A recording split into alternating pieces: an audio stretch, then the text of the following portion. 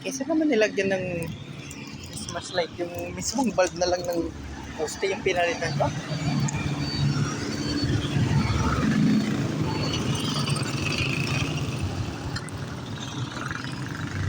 Oh, bumigay ito yung ano. Tapos yung isang poste naman dito, wala nang ilaw. Kita man. The other one.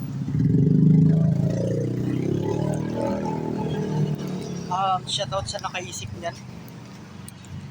Baka yung mismong poste na lang ng ilaw, yung lagyan nyo ng ilaw, wag yung maglagay ng ano. Ano ba yung Christmas light na ano? Pag ibig sabihin yung bagay niya kulay green.